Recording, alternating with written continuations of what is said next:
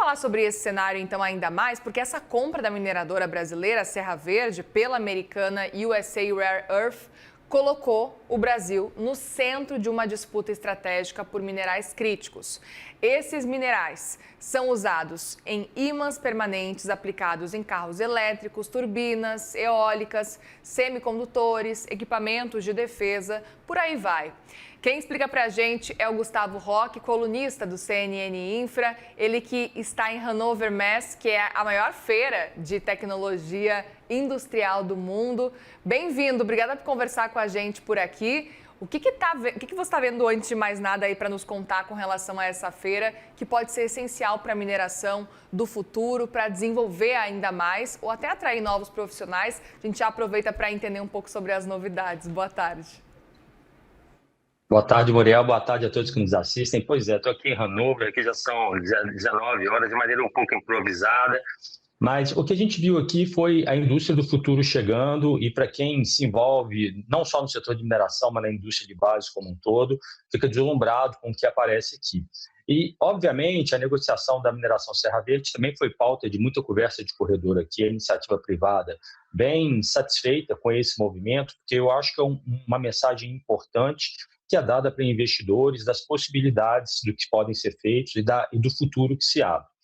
E quando a gente olha para o que está acontecendo, todas as tecnologias que foram e estão sendo apresentadas aqui em Hannover, a feira vai até sexta-feira, um ponto importante é que a inteligência artificial ela é predominantemente apresentada em todas as soluções, e a gente precisa lembrar que quando a gente fala de inteligência artificial, a gente está falando da necessidade de data centers, que é da onde vem a demanda por minerais críticos, né, por terras raras.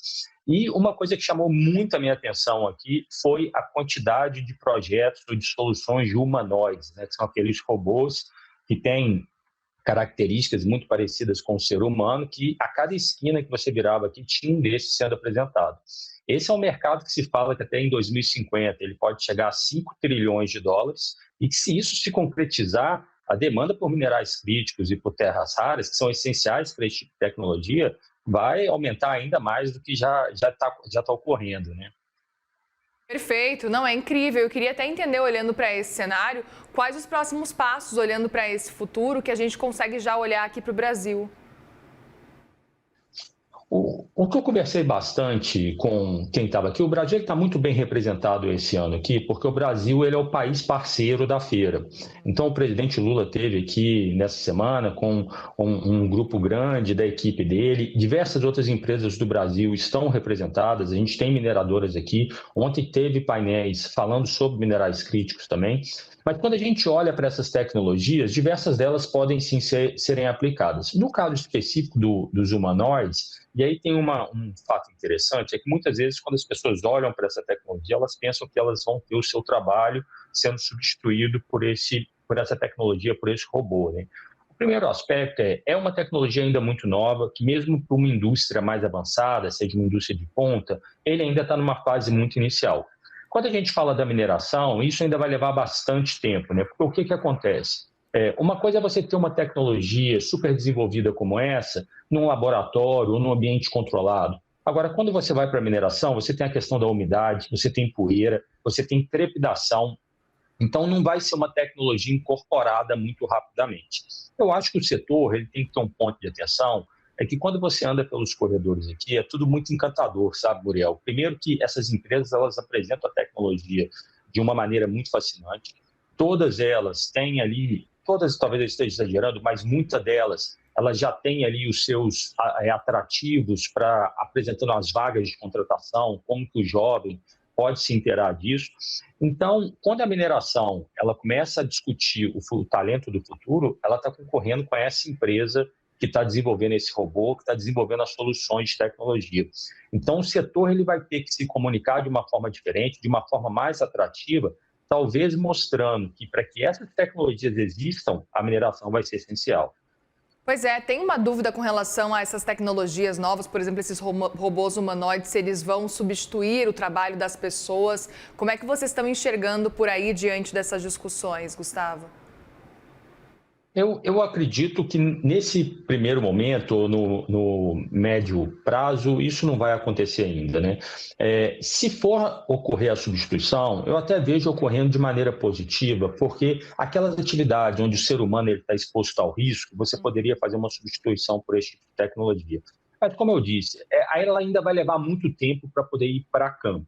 Agora, tem uma outra tecnologia que hoje, especificamente, eu vi bastante aqui, que é o chamado exoesqueleto, né? Que é uma roupa que você veste e essa roupa, ela te permite fazer os movimentos de maneira mais adequada, você faz menos força para poder levantar uma carga, coisas muito comuns que você tem na mineração.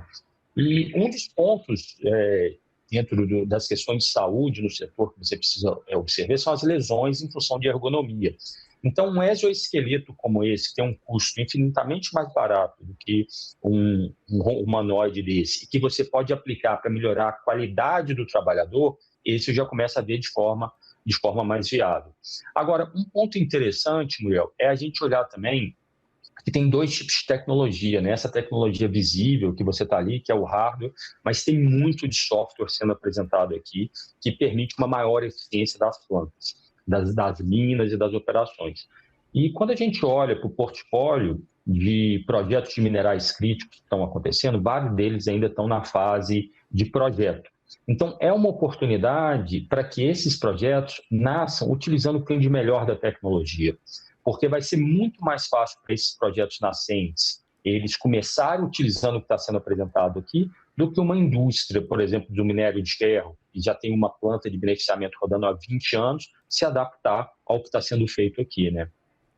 Exatamente, sem dúvida. E você falava um pouco sobre a atratividade, olhando para esse cenário de mineração. Vocês percebem que existe esse desafio realmente na comunicação para atrair jovens, atrair, no fim, mão de obra, no fim das contas. E você trouxe esse ponto importante que talvez a substituição de tecnologia não seja tão ruim, levando em consideração alguns pontos aí que são mais prejudiciais e que são, às vezes, um trabalho de risco, né? Queria entender um pouco sobre esse outro desafio que deve ser tratado também, com certeza, aí, que é como atrair cada vez mais as pessoas.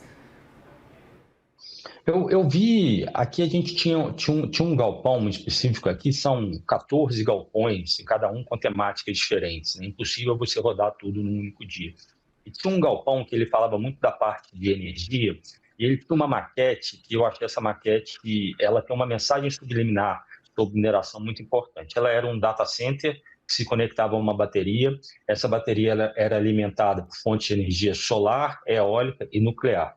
E uma rede de distribuição conectava isso dentro desse parque. Quando você olha para isso, ali em torno dessa mesa tinha um grupo de jovens entendendo o funcionamento do data center e como que era, em momento algum, quem estava apresentando, e também não era uma pessoa do setor, citava que em todas essas etapas o recurso mineral é essencial. Então, desde a geração de energia eólica e solar, você vai precisar das terras raras, você vai precisar do cobre, você vai precisar do alumínio. Quando você vem, no caso lá, eles estavam dando o exemplo do que chama um pequeno reator, né, nuclear, que nos Estados Unidos já está começando a ter muito, você vai precisar de urânio. Aí você vai para a bateria, na bateria você vai precisar de lítio, depois você vai para o data center. Então, veja só que o que estava sendo apresentado era a última tecnologia que tem, para que todas aquelas soluções de inteligência artificial, também apresentadas na feira, existam e sejam implantadas para garantir mais segurança, menos impacto ambiental e tudo mais, mas a mineração ela não estava sendo conectada ali.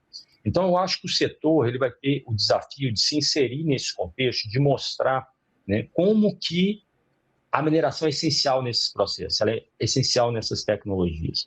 O jovem, ele se conecta com isso, ele entende, mas tem outras mensagens também que são poderosas. Quando a gente fala que essa tecnologia ela vai ser utilizada por maior benefício social, por maior benefício ou preservação, conservação ambiental.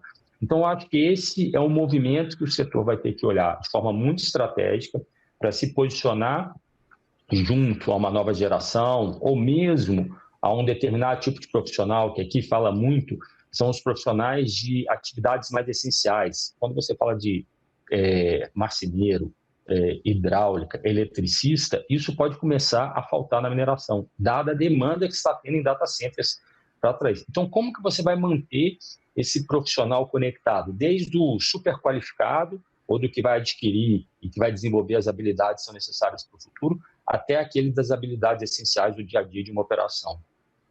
Muito bem, Gustavo Roque, colunista do Infra, obrigada mais uma vez. Qualquer novidade pode nos chamar que a gente volta a conversar por aqui e acompanhar também essas novidades.